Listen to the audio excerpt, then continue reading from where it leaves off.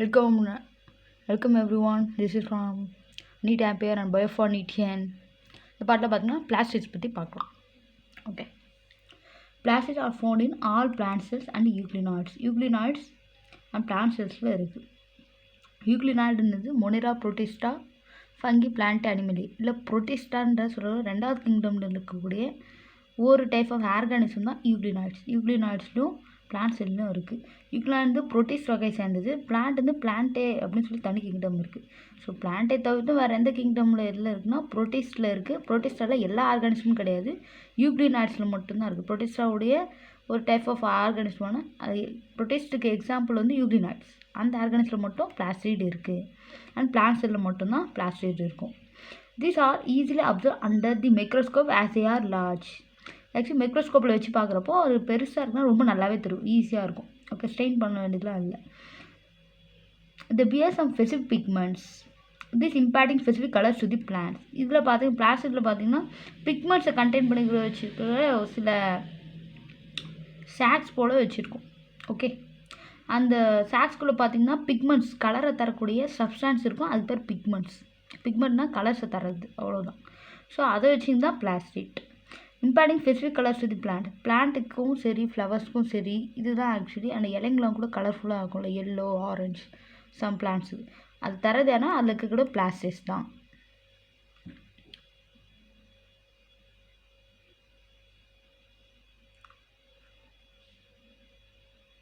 Based on the type of pigment, plastics can be classified into the chloroplast, chromoplast and leucoplast. அந்த plastic தரக்கூடிய கலர்ஸை பொறுத்த வரையும் நம்ம மூணாக பிரிக்கிறோம். ஒன்று குளோரோபிளாஸ்ட், குரோமோபிளாஸ்ட் அண்ட் லியூகோபிளாஸ்ட் அப்படி சொல்லி மூணு. ஓகே, குரோமோ அண்ட் லீகோ மூணு டைப்பில் இருக்குது. The chloroplast contain the chlorophyll and carotenoid pigments which are responsible for trapping light energy essential for photosynthesis. இப்போ ஃபர்ஸ்ட் அந்த குளோரோபிளாஸ்ட் பற்றி சொல்லியிருக்காங்க ஒரு இன்ட்ரோடக்ஷனாக. ஆனால் குளோரோபிளாஸ்ட் பற்றி நம்ம பின்னாடி பார்ப்போம். ஓகே, இது வந்து சின்ன ஒரு 2 லைனில் இன்ட்ரோடக்ஷனாக தான் தந்திருக்காங்க குளோரோபிளாஸ்ட் பற்றி. குளோரோபிளாஸ்டில் இருந்தால் குளோரோஃபில் இருக்குது. அந்த குளோரோஃபில் இருந்தால் கரோட்டினாய்ட் பிக்மெண்ட்ஸ் வச்சு, கரோட்டினாய்டு கலர் தரக்கூடியது தான் அதுவும். கரோட்டினாய்ட் பிக்மெண்ட்ஸையும் வச்சுட்டு இருக்கு which are responsible for trapping. இது ரெண்டுமே எதுக்கு ரெஸ்பான்சிபிள்னா லைட் எனர்ஜி. சன்லைட் படுறப்போ இந்த குளோரோஃபில் வந்து ஆட்டோமேட்டிக்காக லீவ்ஸில் வந்து மேலே வரும்னு சொல்லலாம். ஓகே, லீவ்ஸில் ஒரு அப்பர் சர்ஃபேஸான மேலே அங்கே வரும் தான். லீவ்ஸ்குள்ளே இந்த லீவ்ஸில் மொத்தம் 3 லேயர் இருக்குது. அதில் மீசோஃபில் செல்ஸ் நடுவில் இருக்கக்கூடிய மீசோஃபில் செல்ஸில் அந்த குளோரோஃபில் இருக்கும். அது கொஞ்சம் நல்லா எப்படி சொல்கிறது, அது ஆக்டிவேட் ஆகும்னு சொல்லலாம். லைட் எனர்ஜி இருக்கிறப்போ அதுங்க ஆக்டிவேட் ஆகும். மேலே வரும்னு விட லைட் எனர்ஜி இருக்கிறப்போ அது ஆக்டிவேட் ஆகி photosynthesis ஸ்டார்ட் பண்ணும். So chloroplasts contain the chlorophyll and carotenoid pigments which are responsible for trapping light energy essential for photosynthesis. photosynthesis essential அந்த சப்ஸ்டான்ஸை தரக்கூடியது chloroplast, அது chlorophyll. இந்த chromoplast fat soluble carotenoid pigments like carotene, xanthophylls and other are present. இதை நீங்கள் chromoplast ரெண்டாவது பற்றி சொல்கிறாங்க. chromoplastல பார்த்தீங்க அப்படின்னா fat soluble carotenoid pigments இருக்குது. ஓகே, ஆல்ரெடி குளோரோஃபில்லையும் வந்து குளோரோபிளாஸ்ட்லேயும் குளோரோஃபில் கூட சேர்ந்து ஒர்க் ஆச்சு. லைட் எனர்ஜி வரப்போ அது ஆக்டிவேட் ஆகும். இது குரோமோபிளாஸ்டில் பார்த்தீங்க அப்படின்னா ஒன்லி கரோட்டினாய்ட் பிக்மெண்ட்ஸும் லைக் கரோட்டின் அவங்க என்ன சொல்கிறாங்க, கரோட்டினாய்ட் பிக்மெண்ட்ஸ்னா கரோட்டின் அண்ட் xanthophylls மட்டுமே வச்சுருக்கு chromoplast carotenoid pigments like carotene and xanthophylls வச்சு ஆக்டிவேட் ஆகுது. This gives the part of the plant a yellow, orange or red color. Chlorophyll green color தரும். கரோட்டினாலும் xanthophyllஸும் என்ன தரும் அப்படின்னு பார்த்தீங்கன்னா yellow, orange or red color. அது போல் இருக்கக்கூடிய அந்த ஷேட்ஸில் கலரை தரும். இது லீவ்ஸ்க்கு. இந்த லியூகோபிளாஸ்ட் அது கலர்லெஸ் பிளாஸ்டிக்ஸ். லியூகோபிளாஸ்ட் பார்த்தீங்கன்னா கலர்லெஸ், லைக் நம்மளுடைய லியூகோசைட்ஸுக்குள்ள பிளட்டில். ஆனால் லியூகோசைட் கலர்லெஸ் அப்படின்றத விட ப்ளே ஆர் ஒயிட்டிஷ் கலர் அப்படின்னு சொல்லலாம். ஓகே, ப்ளே அப்படின்னா ஒயிட்டிஷ் கலரில் இருக்குது தான் leucoplast. Colourless plastics are varied shapes and sizes with the stored nutrients. இதுங்க நிறைய ஷேப் அண்ட் சைஸில் இருக்கான் லியூகோபிளாஸ்ட் மட்டும்.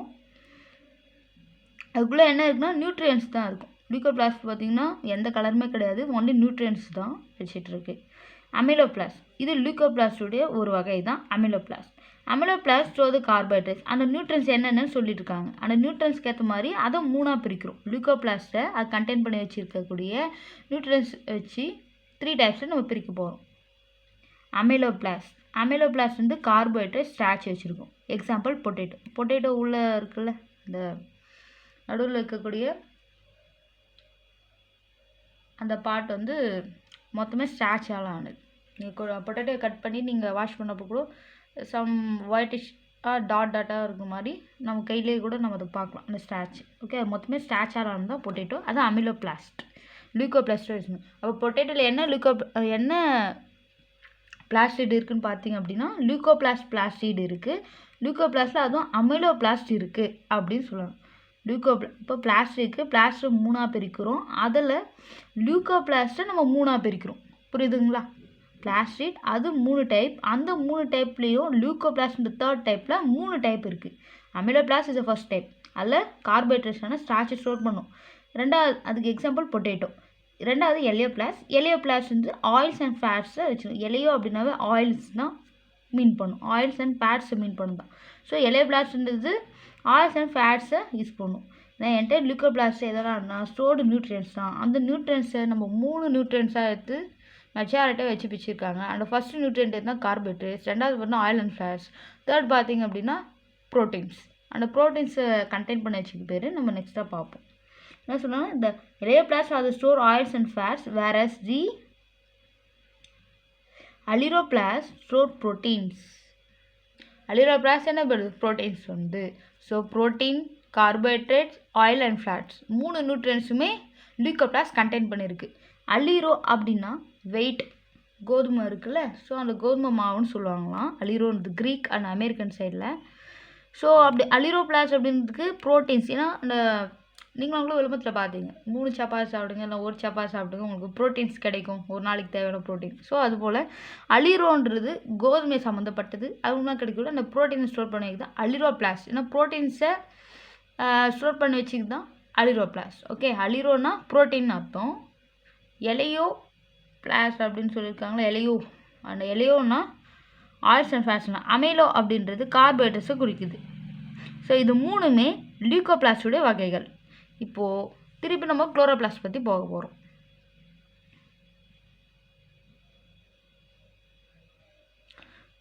இதோட லியூக்கோபிளாஸ்ட் குளோரோபிளாஸ்ட் முடியுது. திருப்பியும் அவங்க என்ன சொன்னால் மெஜாரிட்டி ஆஃப் த குளோரோபிளாஸ்ட் பற்றி ஃபுல்லாக எடுக்க போகிறாங்க. ஓகே, மெஜாரிட்டி ஆஃப் குளோரோபிளாஸ்ட் இங்கே ஸ்டார்ட் ஆகுது. அதுக்கான டீட்டெயில் ஸ்ட்ரக்சர் தந்திருக்காங்க. பட் நம்ம முன்னாடி இருக்க பேஜில் பார்த்திங்க அப்படின்னா இந்த 2 லைன் தான் தந்திருந்தாங்க. குளோரோபிளாஸ்ட் பற்றி இந்த 2 லைன் தான் நமக்கு தந்திருந்தாங்க. ஓகேவா? ஆனால் அகைன் இந்த இடத்துல அதை ரீஸ்டார்ட் பண்ணுறாங்க. ஓகேவா? ஸோ குளோரோபிளாஸ்ட் அந்த 2 லைனும் இந்த லைன்ஸும் ஒன்றா படிச்சுக்கோங்க. குரோமோபிளாஸ்ட் அண்ட் லியூக்கோபிளாஸ்ட்டை தனியாக படிச்சுக்கோங்க. ஓகேவா? அதே போல் லியூக்கோபிளாஸ்டோட 3 வகைகள் தான் அமிலோபிளாஸ்ட், எலியோபிளாஸ்ட், அலிரோபிளாஸ்ட். அதுக்கு 1, 2, 3 போட்டு வச்சுக்கோங்க. Okay. Majority of the chloroplasts of the green plants are found in mesophyll cells of the leaves. லீவ்ஸில் மிடில் லேயரில் இருக்கிறது தான் மீசோஃபில் செல்ஸ். ஓகேவா? அது வந்து அதில் தான் குளோரோபிளாஸ்ட் இருக்குது.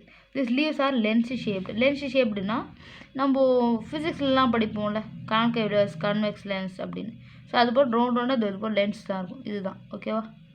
இந்த லென்ஸ் இருக்குல்ல, இந்த மேலே இருக்கக்கூடிய க்ரீனிஷ் என்டையர் லேயர் இங்கே கட் பண்ணி வச்சுருக்காங்க. பட் இந்த என்டையர் மேலே இருக்க லேயர் தான் லென்ஸ் ஷேப்டு. ஓகே, ஏன்னா இதுதான் வெளில இருக்குது, இப்படி இருக்குல்ல, அதான் இந்த என்டையர் ஸ்ட்ரக்சர் தான் குளோரோபிளாஸ்ட். இதுக்குள்ளே இருக்கிறத பார்க்காதீங்க, அதை பற்றி நம்ம இப்போ பார்க்கலாம். This lens shaped oval shape இருக்குது, ஸ்பைரிக்கல் இருக்குது, டிஸ்காய்டுன்றது கூட டிஸ்கார்டு ஷேப்புன்றது இங்கே ஒன்று இருக்குல்ல, தைலகாய்டு. ஆக்சுவலி தைலகாய்டு, ஆனால் இதே போல் தான் குளோரோபிளாஸ்ட்டும் இருக்கும். அதுக்குள்ளே இருக்க தைலகாய்டும் இதே போல் தான் இருக்கும். இந்த ஒரு ஷேப் இருக்குல்ல, அதுதான் டிஸ்கார்டு ஷேப். பிஸ்கெட்ஸ் போலேயே இருக்கும், சால்ட் பிஸ்கெட்ஸ் பார்த்துருக்கீங்களா, அது போல் இருக்கும். These are lens shaped walls, spherical, discard or even ribbon like ஸ்ட்ரக்சர்லாம் கூட இருக்குது. ribbon like organelles having variable length. வேறு லென்த்து பார்த்தீங்க அப்படின்னா இதோட லென்த்து 5 to 10 மைக்ரோமீட்டர் வரையும் 10 மைக்ரோமீட்டர்ஸ் இருக்கும். மைக்ரோ அப்படின்னா 10⁻⁻6 -6 அப்படின்னு வரும். 10⁻⁻6ன்னு எழுதுவோம். ஆனால் ரொம்ப சின்னது தான். 5 to 10 மைக்ரோமீட்டர் அளவுக்கு இதோட என்டையர் லென்த் இருக்குது. அண்ட் 2 to 4 மைக்ரோமீட்டர் வித் இருக்குது. இப்படி பார்த்தீங்கன்னா 2லேருந்து 4 மைக்ரோமீட்டர் width இருக்குது. 5 to 10, 2 to 4.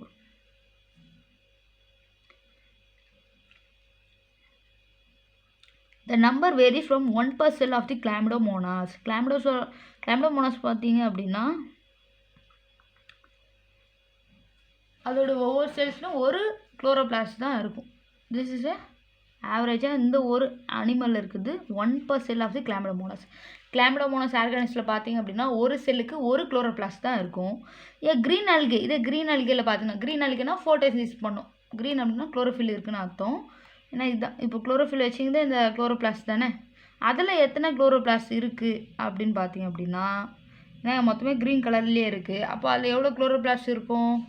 மொத்தமே க்ரீனாக இருக்கே அப்படின்னு கேட்டால் 20 to 40 குளோரோபிளாஸ்ட்டை வச்சுன்னு இருக்கும் இன்கேஸ் ஆஃப் க்ரீன் ஆல்கே.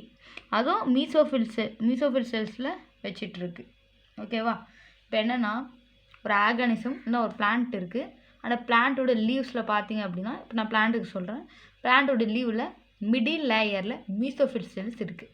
அந்த மீசோஃபில் செல்ஸ் உள்ள சின்ன சின்ன சாக்காக குளோரோபிளாஸ்ட்டை வச்சுருக்கு. ஆனால் அது குளோரோபிளாஸ்ட்னு சொல்லக்கூட பிளாஸ்டிஸ்ன்னு சொல்லுவோம்.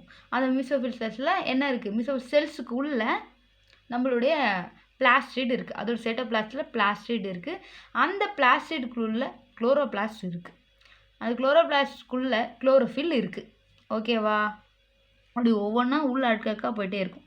மீசோஃபில் செல்ஸில் இருக்குது. செல்லோட சைட்டோபிளாஸ்டில் தானே அந்த பிளாஸ்டிட் இருக்கும். அந்த பிளாஸ்டிட் ஒரு டைப் தான் குளோரோபிளாஸ்ட். ஓகேவா?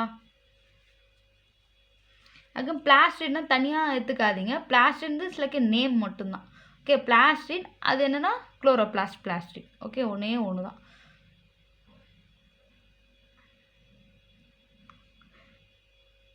Like mitochondria the chloroplasts are also double membrane. Mitochondria போலவே chloroplast double membrane. Mitochondria 2 membrane வச்சுக்கோங்க, இன்னர் மெம்பரேன் அவுட்டர் மெம்பரேன். அதே போல் chloroplast outer membrane inner membrane இருக்குது. Of the two inner chloroplast membrane is relatively less permeable. So குளோரோபிளாஸ்ட்லேயும் outer membrane inner membrane இருக்குது. அதில் inner membrane வந்து less permeable அப்படின்னா வெளில இந்த அவுட்டர் மெம்பரேன்லேருந்து இன்னர் மெம்பரேனுக்கு உள்ள அயான்ஸ் மாலிகூல் ஏதாவது சப்ஸ்டான்ஸ் உள்ளே என்ட்ரி ஆகும். ஆனால் அதுவாக செலக்ட் பண்ணுற பர்மிஷன் தந்தால் மட்டும்தான் செலக்ட் பண்ணுறக்கூடிய ஒரு சென்சிட்டிவாக இருக்கும் அந்த ஒரு மெம்பரேன். அந்த சென்சிட்டிவ்னா அது யார் செலக்ட் பண்ணோ அது மட்டும்தான் உள்ளே போகும், எல்லாத்தையும் உள்ளே அனுப்பாது. ஸோ அதனால் லெஸ் பர்மியபிள் அப்படின்னு சொல்கிறாங்க. எது? Inner membrane of chloroplast. The space limited by the inner membrane of the chloroplast.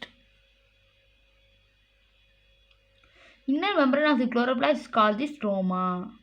and inner membrane உள்ள வந்து வெளில வந்து ஒரு கவர் இருக்குது, தட் இஸ் மெம்பரேன். தொடர மாதிரி மேலே இருக்கும்ல சைட்டோபிளாஸ்ட் வந்து தொடர மாதிரி, அது அவுட்டர். உள்ள அந்த சைட்டோபிளாஸ்ட் தாண்டி உள்ளே இருக்க அதே லேயருடைய உள்பக்கம் எதுனா இன்னர் மெம்பரேன்னு சொல்லுவோம். உள்பக்கத்தில் பார்த்தீங்கன்னா காலியாக உள்ள ஒரு ஸ்பேஸ் இருக்குது. அதுக்கு பேர் என்னென்னா ஸ்ட்ரோமா அப்படின்னு. அது காலி ஸ்பேஸ் பேர் லியூமன் கிடையாது, ஸ்ட்ரோமா. ஏன்னா லியூமன் அண்ட் ஸ்ட்ரோமா ரெண்டுமே காலியான ஸ்பேஸுங்க தான். அதுக்குள்ளே ஏதாவது ஒன்று இருக்கலாம், இல்லை இல்லாமல் இருக்கலாம். ஓகே, செல்ஸ் அதே மாதிரி ஆர்கனஸ்குள்ளே இருக்கக்கூடிய இடங்கள் தான் ஸ்ட்ரோமா இல்லை லியூமன் அப்படின்னு சொல்லுவோம்.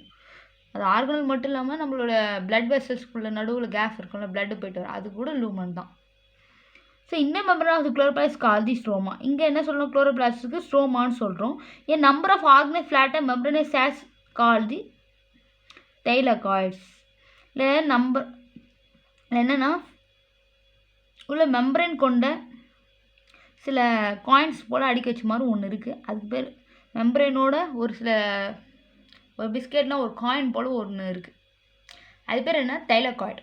அந்த தைலகாய்டு அப்படின்றது இந்த ஒரே ஒரு பார்ட் இருக்குல்ல, இந்த ஒரு காயின் போல், இந்த ஒன் காயின் வந்து ஒரு மெம்பரேனால் கவர் ஆகிருக்கு. ஓகே, அதுக்கும் மெம்பரேன் இருக்குது. அதுக்கு பேர் என்னது? தைலகாய்டு. அது வந்து ஒரு சாக் போலேயும் இருக்குது. அப்படின்னா நீங்கள் ஒன் பிஸ்கெட்டுன்னு சொல்லலாம், ஆனால் ஒரு காயின்னு சொல்லலாம். அது ப்ரெசன்ட் இன் தி ஸ்ட்ரோமா. இதுங்க தான் ஆக்சுவலி ஸ்ட்ரோமாவில் இங்கே பாருங்கள் எத்தனையோ காயின்ஸ் இருக்குல்ல, இதுதான் ஸ்ட்ரோமாவில் இருக்குது. Thylakoids are arranged in sacs like the pales of the coins called the grana, singular granum, or the intergranal thylakoids. இந்த ஒரு காயினை நான் வந்து தைலகாய்டுன்னு சொன்னேன். இந்த காயின்ஸ் அப்படியே லைனாக நிறைய காயின் அடுக்கி வச்ச மாதிரி இருக்குல்ல, இந்த அடுக்கி வச்சுக்கிற இந்த ஒரு பைல்ஸ் ஆஃப் காயின்ஸ் போல் இருக்கிறதுக்கு கிரானா அப்படின்னு சொல்கிறாங்க. அப்படின்னா இன்டர்கிரானல் தைலகாய்ட்ஸ். இன்டர் அப்படின்னா ரெண்டு விஷயங்களுக்கு நடுவில்னு அர்த்தம். ஒரே மாதிரி இருக்கும், ஆனால் ரெண்டு விஷயங்கள்.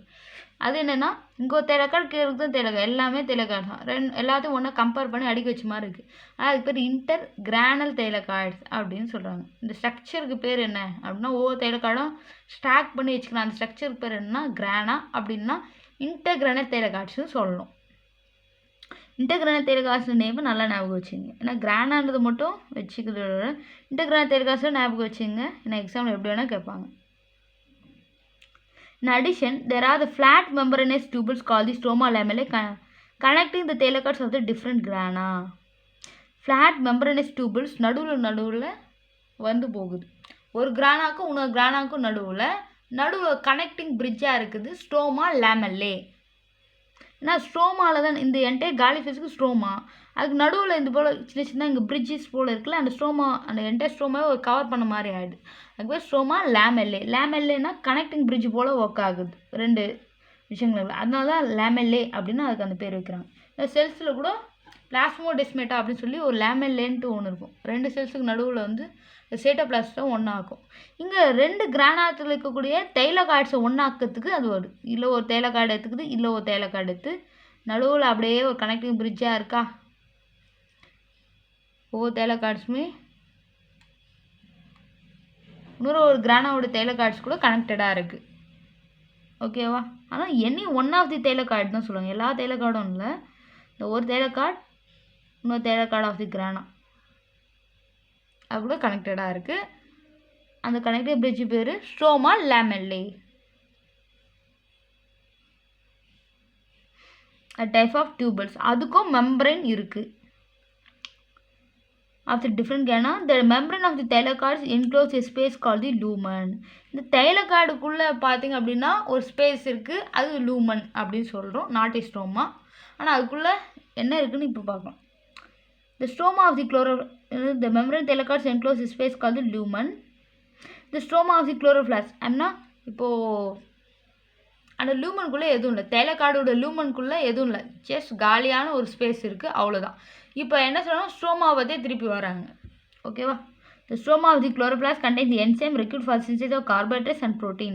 Protein and carbohydrates தேவையான என்சைம்ஸை இந்த ஸ்ட்ரோமா இருக்குல்ல, இந்த காலியான ஸ்பேஸ் இதுக்குள்ளே இந்த கிரானா அடுக்கி வச்சுருக்கு. ஸ்ட்ரோமா லேமெல்லே ஒரு பக்கம் ஃபில் பண்ணி வச்சுருக்காங்க கனெக்டடாக. அது கூட இதோட அந்த ஸ்ட்ரோமாவில் பார்த்தீங்க அப்படின்னா என்டையர் ஸ்ட்ரோமாவில் கிரானாக்கு கூட என்ன வச்சுருக்கு அப்படின்னா பக்கத்தில் அதோடைய மெம்பரேன்லேருந்து கார்போஹைட்ரேட்டுக்கான என்சைம் அண்ட் ப்ரோட்டீனுக்கான என்சைம்ஸை உள்ளே வச்சுருக்கு. அப்போ கிரானாஸ் இருக்குது, ஸ்ட்ரோமா லேமெல்லே இருக்குது, என்சைம்ஸ் இருக்குது. ஓகேவா? அந்த என்சைம் கார்போஹைட்ரேட் அண்ட் ப்ரோட்டீன்ஸ்க்கு இது எல்லாம் அந்த ஸ்ட்ரோமாக்குள்ளே ஃபில் ஆகிருக்கு. ஆனால் இந்த தைலக்கார்டுக்குள்ளே லூமன் மட்டும்தான் இருக்குது, அதுக்குள்ளே எதுவும் இல்லை. அதில் எந்த என்சைம்ஸ் கூட கிடையவே கிடையாது. ஓகே, ஒன்லி லூமன் மட்டும் வச்சுருக்கு. It is also contain small double standard circular DNA molecules. அதில் டிஎன்ஏ மாலிகூல்ஸ் கூட இருக்கான் அண்ட் ரிபோசோம்ஸும் இருக்கான். ஓகே, டிஎன்ஏ மாலிகூல் ரிபோசோம்ஸும் வச்சுருக்கு. ஏன்னா ப்ரோட்டீன் சின்சைஸ் ஆகுது அப்படின்னாவே ரிபோசோம்ஸ் வேணும். ஓகேவா? அண்ட் டிஎன்ஏ மாலிகூல்ஸும் ஒரு டபுள் ஸ்டாண்டர்ட் சர்க்குலர் டிஎன்ஏ மாலிகூல்ஸை வச்சுட்ருக்கு. எனக்கு மைட்டோகாண்ட்ரியல் பண்ணால் சிங்கிள் சர்க்குலர் டிஎன்ஏ மாலிகூல் இருக்கும், இல்லை டபுள் ஸ்டாண்டர்ட் சர்க்குலர் மாலிகூல் இருக்குது. Chlorophyll pigments are present in the தைலக்கார்ட்ஸ்.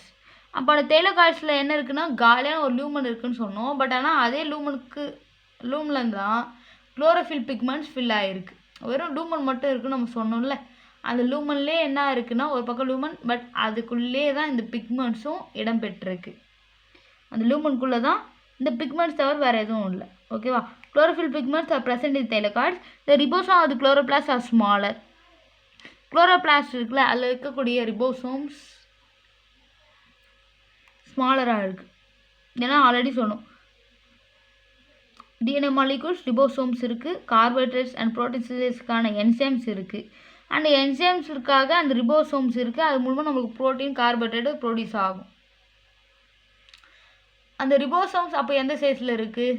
ஏன்னா ப்ரோட்டீன் சின்சைஸ் பண்ணு அப்படின்னு சொன்னோம். அப்போ அந்த ரிபோசோம்ஸோட சைஸ் என்னன்னா 70s. 70s அப்படின்றது 70 ஸ்வர்ட் பேக் அப்படின்னு சொல்லுவோம். இதுக்கப்புறம் ரிபோசோம்ஸ் பற்றி பார்ப்போம், நெக்ஸ்ட் பார்ட்டில் பார்க்கலாம். தட் இஸ் சைட்டோபிளாஸ்மிக் ரிபோசோம்ஸோட சின்னது. ஏன்னா சைட்டோபிளாஸ்மில் பார்த்தீங்க அப்படின்னா வெளியில் குளோரோபிளாஸ்டுக்கு பக்கத்துலேயே சில பால் ஷேப்பில் நம்ம ரிபோசோம்ஸை பார்க்கலாம். அந்த ரிபோசோம்ஸ் வந்து 80s வந்து அதை விட அதிகமான சைஸ். ஓகேவா? எஸ் அப்படின்னு ஸ்வெட் பேக் வந்து சைஸையும் அதோட டென்சிட்டியும் மெஷர் பண்ணும். அதிகமான டென்சிட்டி அதிகமான சைஸ் வச்சுக்குது 80s, that is present in cytoplasm, while the 70s ribosomes are present in the chloroplast. Okay, ribosome பற்றி நெக்ஸ்ட் சாப்டர் நம்ம நெக்ஸ்ட் பார்ட்டில் பார்க்கலாம். Okay, not a chapter. இப்போ இதில் பார்க்கலாம், ரிபோசோம்ஸ் இருக்குது. சின்ன சின்ன இங்கே டாட்டாக இருக்குல்ல, ரிபோசோம்ஸ் இங்கே பிரச்சனை. இது வந்து இது வந்து குளோரோபிளாஸ்ட். குளோரோபிளாஸ்ட் பக்கத்தில் இருக்குது. இது வந்து சின்ன சின்ன ரிபோசோம்ஸ் பக்கத்தில். இது குளோரோபிளாஸ்ட், இது ரிபோசோம்ஸ். Okay okay. இது குளோரோபிளாஸ்டுக்குள்ளே அந்த கிரானாஸ் இருக்கும். அந்த கிரானாஸில் ஒவ்வொன்றும் பார்த்திங்க அப்படின்னா தைலக்காய்ட்ஸாலாக இருக்கும். அந்த தைலக்காய்டுக்குள்ளே குளோரோஃபில் இருக்கும். அந்த குளோரோஃபில் இந்த என்டையர் செல்லுக்கு, இந்த ஒவ்வொரு செல்லுக்குமே க்ரீன் கலர்ஸை ப்ரொடியூஸ் பண்ணும். அதனால் இங்கே ஒரு குளோரோஃப்ளாஸ்ட், இங்கே ஒரு குளோரோஃப்ளாஸ்ட், இங்கே ஒரு குளோரோஃப்ளாஸ்ட், இங்கே இப்படின்னு சொல்லி இது மீசோஃபில் செல் அப்படின்னு நினைக்கிறேன். இது பிளான்ட் செல்னால் மீசோஃபில் செல்ஸில் தான் இருக்கும்.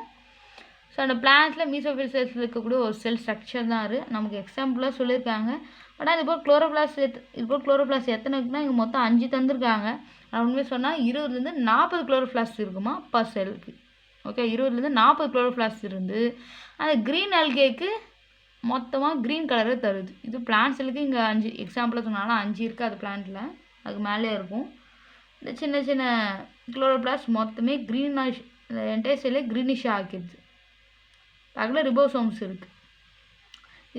இது வந்து 8Sஆக இருக்கும். இது வந்து குளோரோபிளாஸ்டில் இருக்கக்கூடிய இது 70Sஆக இருக்கும். வெளியில் சின்ன சின்ன டாட்ல இது வந்து சைட்டோபிளாசம் தான் இருக்குது. குளோரோபிளாஸும் ரிபோசோம்ஸும் இது வந்து 8S, இந்த குளோரோபிளாஸ்டுக்குள்ளே இருக்குது 70S.